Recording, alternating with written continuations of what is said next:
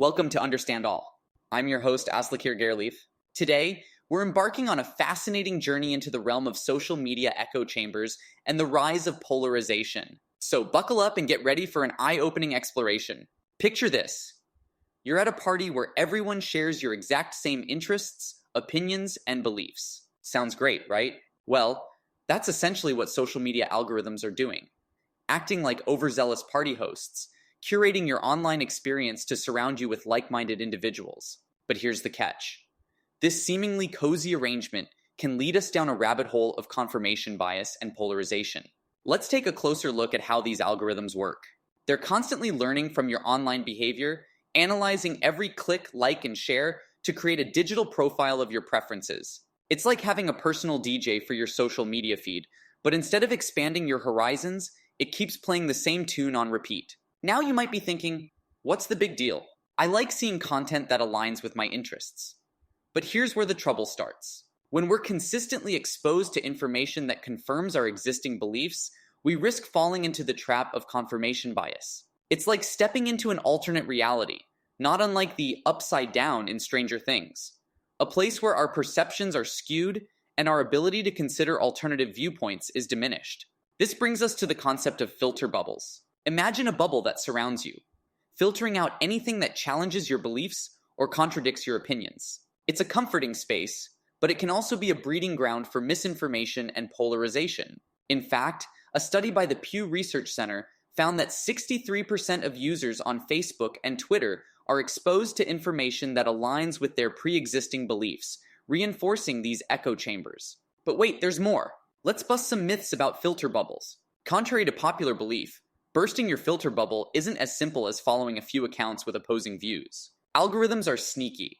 They'll still find ways to prioritize content that aligns with your interests. It takes conscious effort and a willingness to seek out diverse perspectives to truly break free from the bubble. Speaking of breaking free, let's talk about the real-world consequences of echo chambers. Political polarization has increased more in the past 2 decades than in the previous century, according to a 2014 Pew Research Center study. Social media echo chambers play a significant role in amplifying this divide.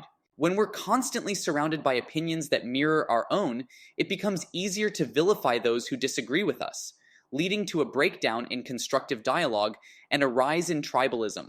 But it's not just about politics. Echo chambers can have far-reaching effects on various aspects of our lives. Take the spread of misinformation, for example. A study published in Science found that false news stories are 70% more likely to be retweeted than true stories. When we're trapped in echo chambers, we're more susceptible to believing and sharing misinformation, contributing to the erosion of trust in reliable sources. So, what can we do to break free from the echo chamber? It starts with awareness. Recognizing that our online experiences are curated and actively seeking out diverse perspectives is a crucial first step.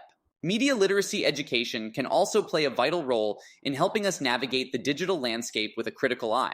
A study by the University of Washington found that media literacy education can help reduce the impact of echo chambers. But it's not just about individual responsibility. Social media platforms and policymakers also have a role to play in promoting diversity of thought and combating polarization. Algorithmic transparency, user control over content curation, and efforts to promote cross-cutting content exposure are all potential avenues for change. As we look to the future, it's important to consider the potential impact of emerging technologies on echo chambers and polarization.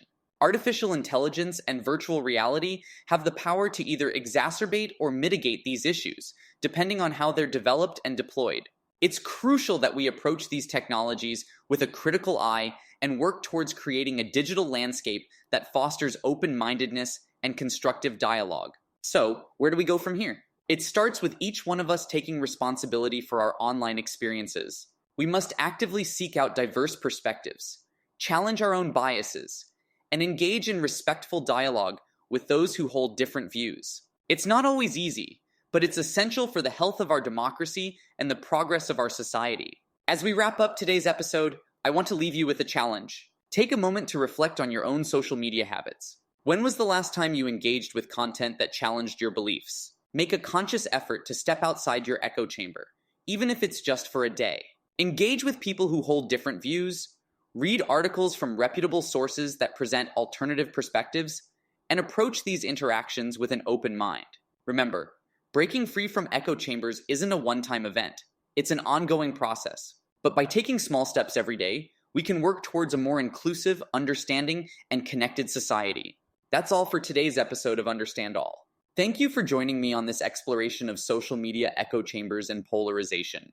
If you found this episode insightful, be sure to share it with your friends and family. Together, we can spread awareness and work towards bursting those filter bubbles. Until next time, stay curious, stay open-minded, and keep exploring the complexities of our digital world.